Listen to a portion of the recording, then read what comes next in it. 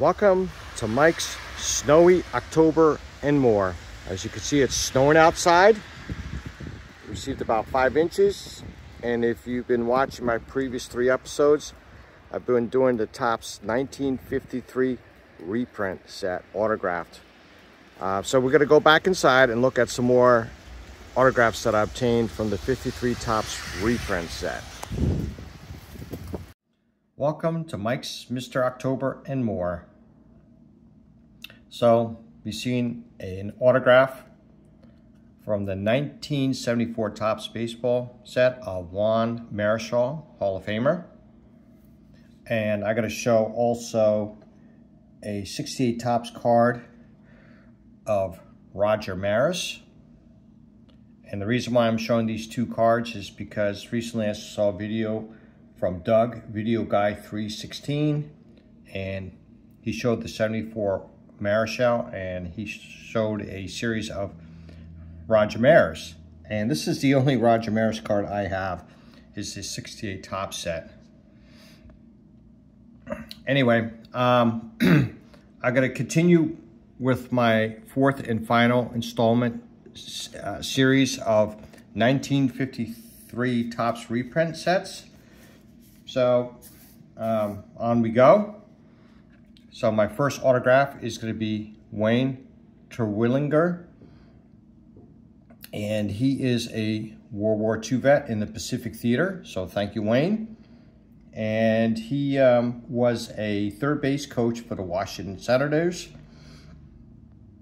and he was also coached there from '69 to '71 in the Twins World Series, and also in '87 and '91. He was a coach for the Twins. Next one is going to be World War II vet Howie Judson, number 47 for the Cincinnati Reds. And he was in the Navy, and he never posted a winning season. His final career record was 17-37. Next one is going to be Willard Schmidt, not Willard Scott, but Willard Schmidt. And in 1957, he was 10-3. Now, this is a very interesting stat. He is the first known player to be hit by a pitch 2 times in the same inning by 2 different pitchers on April 26, 1959 against the Milwaukee Braves. Next one is Chicago Cubby Preston Ward. And he was on the opening day roster in 1948, and he was the first baseman for the Dodgers. But he lost his job other than to Hall of Famer Gil Hodges. He is a Korean War vet. So thank you, Preston. And he was part of a trade in 1958 with Roger Maris that went to the KC Athletics. So there you go. Preston Ward and Roger Maris. Da-da-da-da-da. Next one is going to be Detroit Tiger, Don Lund. And he was actually drafted in the NFL by the Chicago Bears. And he later became a coach for the Detroit Tigers and scouting director for the Tigers. Now, next one you may be familiar with, this name. None other than Washington Senator Chuck Stobbs. Now, he won 107 games. 7 times he won 10 or more games in a season, even though he has a career losing record. But he was also the youngest player in 1947 at the age of 18.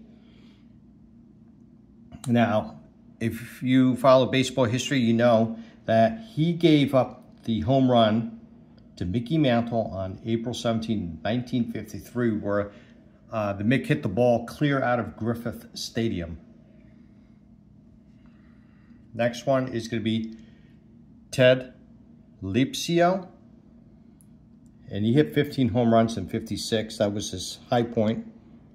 for hitting home runs. And he is a Seton Hall graduate here in New Jersey, where my daughter graduated from. Now, believe it or not, the first game he ever played in the major leagues, he met President Truman and gave the ball back and spoke with the president. And he's in a famous photo with, I think it's Ted Williams and one other player I've seen, but I can't remember who the other player is. And next one is going to be Freddie Marsh. He's a World War II vet in the U.S. Navy. So thank you, Fred. And he played most of his career for the St. Louis Browns. We'll put you right there, Fred. Next one is going to be Paul LaPalme, Pittsburgh Pirates. I love that logo of the Pittsburgh Pirate. And he is also a World War II vet, so thank you very much, Paul. And he played for horrible, Pittsburgh Pirates, the same team with Ralph Kiner, who was just simply horrible during that time. And his career record was 24-45. So what I'm going to do is I'm going to take some of these cards down. Next one is going to be Bob Addis. He hit 2 career home runs. And he is also a World War II vet, so thank you very much, Bob. And he was in the Marines, and he was up in Guam and other places. And he was signed by the New York Yankees while he was in high school. So he had a very promising career.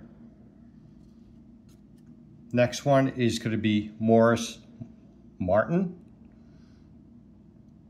And in 1951, he was 11-4. And he is also a World War II Army vet. So thank you, Morris. Greatly appreciate it. I got to show you the back side of the card. Okay. Let's get this straight. Let's get you straight there, Morris. Not doing too good there. Next one is going to be Dick Brodowski, number 42 for the Boston Red Sox. He is also a vet, and he was 20 years old when he broke into the majors in 1952.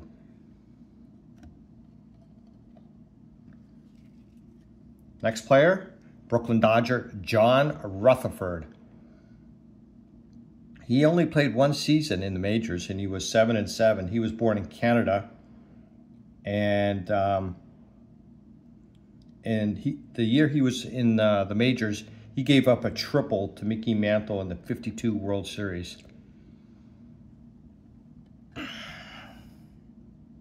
So he has a connection with the Mick. And my next player is going to be J.W. Porter of the Detroit Tigers. And he was actually born in Italy. One of the few major leaguers that were born in Italy.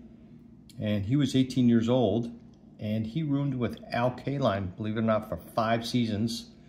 And he's in the Canadian Hall of Fame. Next one is going to be Cincinnati Red Harry Perkowski, number 35, as you can see. And in 1952, he was 12-10. In 53, he was 12-11. And Harry is also a World War II vet in the Navy. So thank you very much, Harry. Next one is going to be Gerald Stawley, St. Louis Cardinals. He's a 4-time All-Star. And in 51, he was 19-13. In 52, he was 17-14. And in 53, he was 18-9. And Gerald is also a World War Army vet. So thank you very much. Appreciate that, Gerald. And then the next player is going to be Lou Sleeter of the Washington Senators. He played for 5 teams in 7 seasons. So he traveled around. Didn't have much time to put away his suitcase there. per se.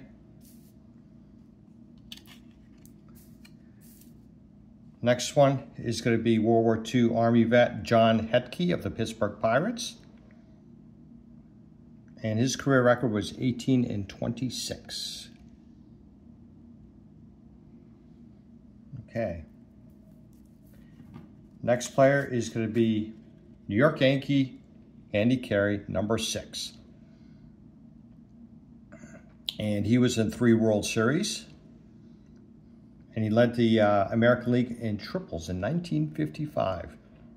So he had some speed. I guess Yankee Stadium helped him out with that cavernous field. And my last player that you may recognize, actually my next to last player is going to be Rocky Krishnich. I guess that's how you pronounce it. Probably mispronounced it. So forgive me, Rocky. He hit 3 home runs for his career. And his brother was Mike. And his brother Mike played for the Milwaukee Braves. And the best for last, I got to show you. And you will recognize this name. And that's going to be none other than Dusty Rose. 1954 World Series MVP number 26. Look at that. And he was in the 1 World Series, was MVP. He was the first player to hit home run, walk-off home run in World Series history. And he was also the last player for the Giants in the Polo Grounds to bat, which was September 29th, 1957. And Dusty is also a War II vet in the Navy. So thank you very much, Dusty, and all the other players today. And this was a fun series to do, 4 episodes. So if my viewers today did not see my previous videos, just go back and watch them, please. And I really appreciate it. You know, if you could just, give me a thumbs up, a view, any comments. And thanks for watching Mike's Mr. October and more.